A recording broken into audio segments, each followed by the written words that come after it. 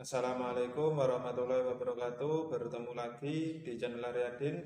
Kali ini saya akan membagikan soal tes karakteristik pribadi yang dimana soalnya dalam bentuk kuis. Untuk linknya ada di deskripsi video ini.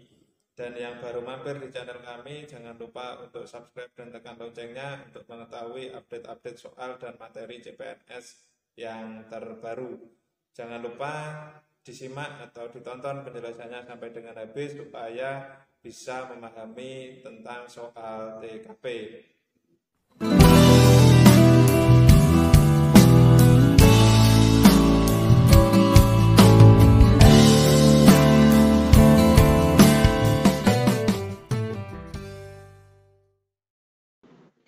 Soal nomor 1, Anda termasuk ke dalam salah satu dari 3 kandidat karyawan terbaik yang akan dipromosikan untuk naik jabatan di perusahaan Anda.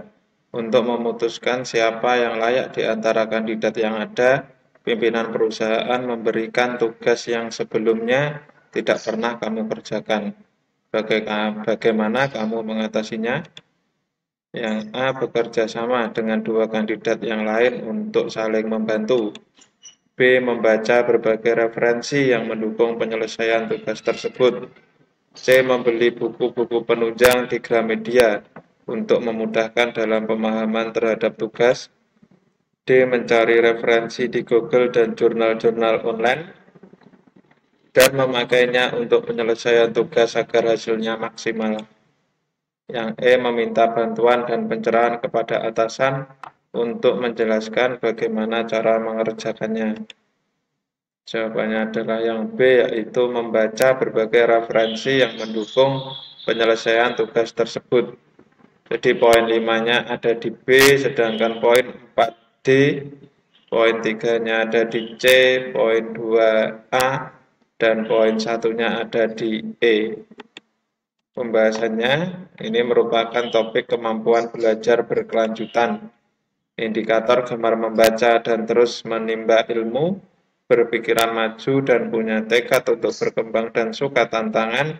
Dari persoalan di atas, opsi B yang paling tepat, langsung action ini menunjukkan kita orang yang mampu bekerja berkelanjutan. Jadi langsung membaca berbagai referensi. Kalau ini kan masih mencari yang D ini. Jadi aksinya lebih ke yang B, poin 5-nya. Soal nomor 2, kamu mempunyai keluarga di luar negeri dan hari ini salah satu dari anak keluargamu tersebut akan liburan di Indonesia dan dititipkan di rumahmu. Apa yang akan kamu lakukan untuk menjelaskan padanya mengenai keberagaman di Indonesia? A, mengajaknya mengenal budaya dengan menceritakan sejarah di tempat-tempat yang dilewati. B, mengajak orang-orang di lingkungan buat memperkenalkan keberagaman kepada anak tersebut. C, mengajaknya main ke tempat ibadah. Yang D, jadi wakil orang tuanya buat ngedidik dia tentang keberagaman. Yang E, menjadi perpanjangan tangan orang tua untuk mengajari tentang keberagaman melalui tindakan sehari-hari. Ini poin 5-nya ada di E, sedangkan poin 4D, 3-nya ada di A, 2 di B, dan C ini adalah poinnya 1. Pembahasannya ini merupakan topik sosial budaya, indikator penghormatan terhadap budaya dan mengedukasi anak tersebut karena sudah dititipkan orang tuanya kepada Anda. Dengan mengajarkan keberagaman melalui tindakan sehari-hari, bukan saat jalan-jalan saja. Jadi untuk memperkenalkan keberagaman yang ada di Indonesia itu dengan atau melalui tindakan sehari-hari, tidak saja pada saat mengajaknya jalan-jalan. Jadi yang paling tepat atau poin yang paling tinggi adalah di E, yaitu menjadi perpanjangan tangan orang tua untuk mengajarinya tentang keberagaman melalui tindakan sehari-hari. Soal selanjutnya nomor 3, Anda baru saja pulang liburan dari sebuah pulau. Ketika hendak mengambil barang Anda di pengambilan bagasi, ternyata koper Anda yang berisi oleh-oleh buat keluarga Anda tidak ada. Sikap Anda A. Meminta pertanggungjawaban dari pihak maskapai penerbangan. B. Melapor kepada petugas yang berwenang. C. Menanyakan kenapa barang Anda tidak ada kepada petugas. D. Meminta pihak bandara bertanggung jawab dan mengganti barang Anda. E. Mengurus koper yang hilang dengan membayar asuransi perjalanan. Poin 5-nya ada di B, yaitu melapor kepada tugas yang berwenang. Yang A ini poinnya 4. Poin yang E ini poinnya 3, C 2, dan poin satunya ada di D. Pembahasannya topik kemampuan mengendalikan diri.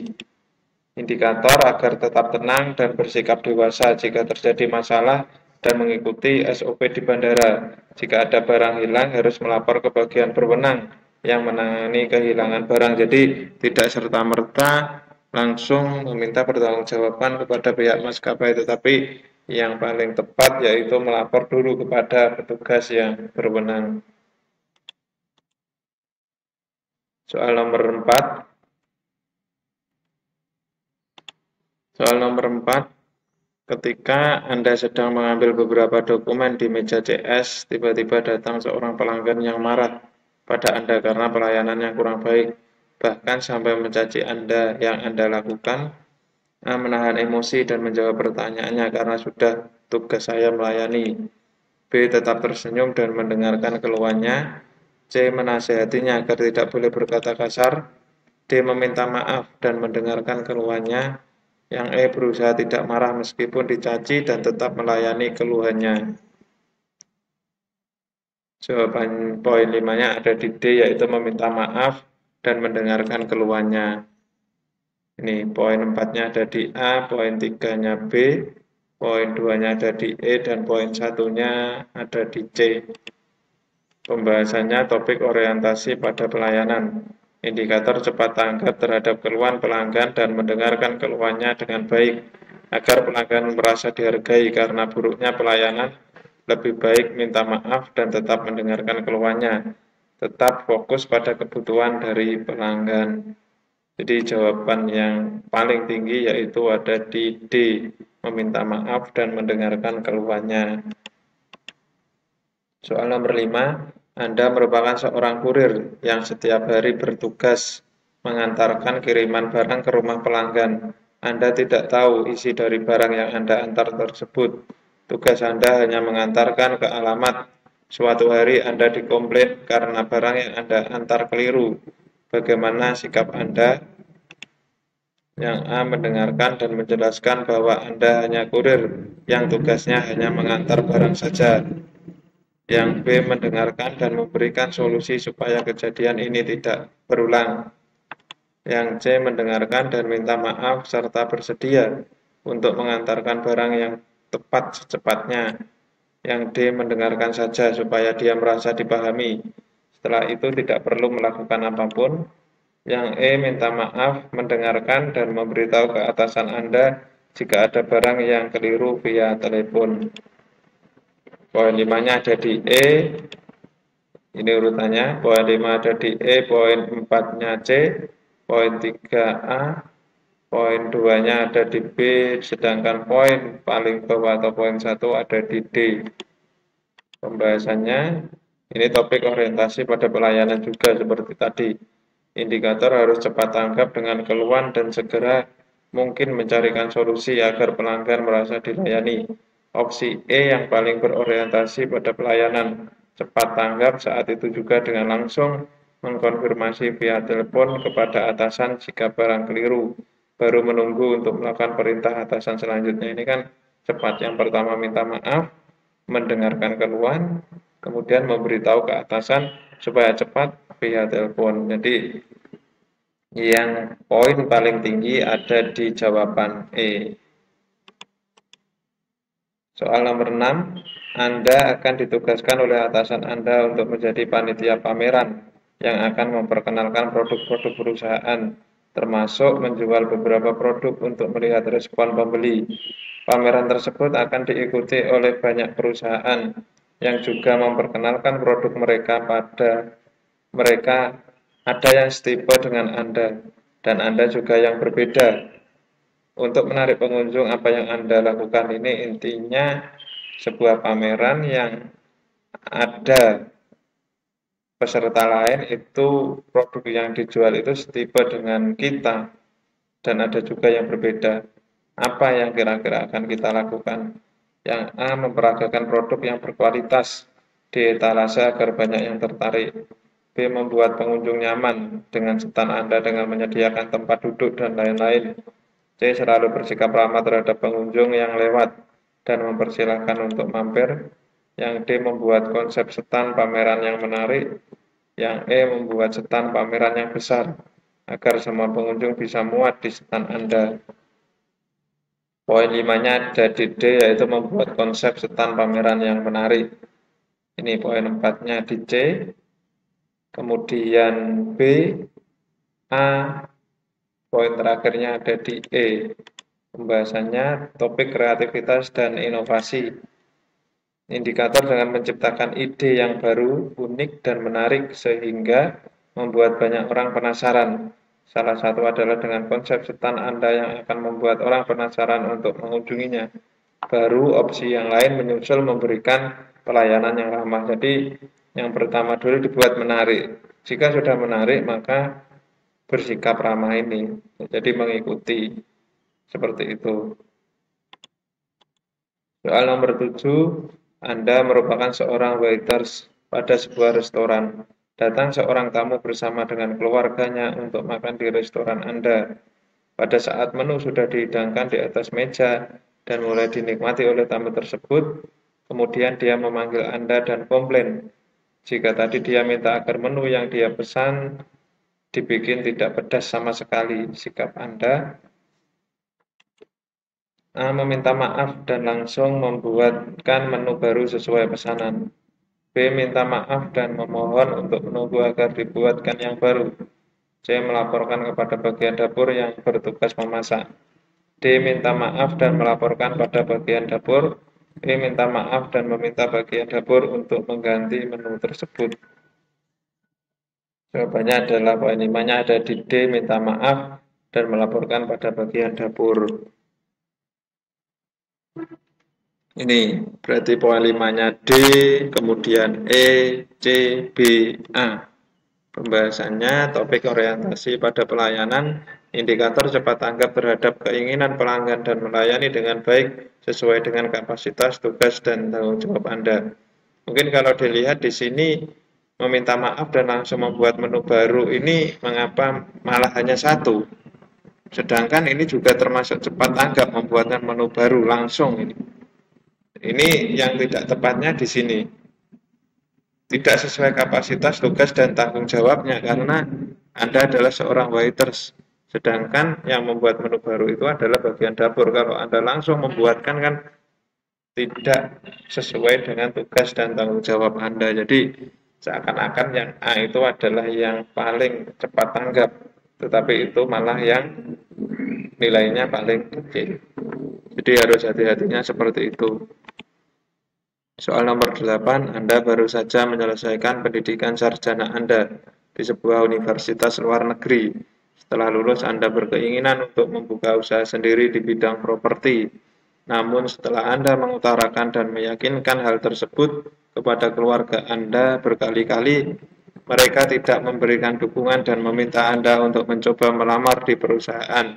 Sedangkan Anda sendiri lebih suka pekerjaan yang bebas, tanpa harus diatur orang dan pekerjaan yang tidak bersifat rutinitas setiap harinya. Sikap Anda yang A, mengikuti saran orang tua dan mengurungkan niat Anda untuk berwirausaha. Yang B, meminta orang tua mau mendukung keinginan Anda. Yang C, meyakinkan orang tua jika Anda bisa sukses dengan berwirausaha.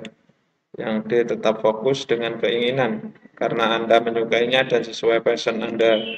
Yang E, memantapkan diri Anda sendiri dan fokuslah mengelola bisnis dengan baik. Poin 5-nya ada di E.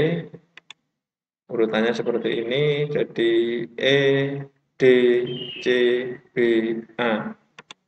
Pembahasannya topik semangat berprestasi, indikator mau mencoba hal-hal baru untuk kemajuan, giat dan tekun serta semangat dan memantapkan diri dan fokus maka sukses akan menghampiri dengan memantapkan diri Anda sendiri dan fokuslah mengelola bisnis dengan baik.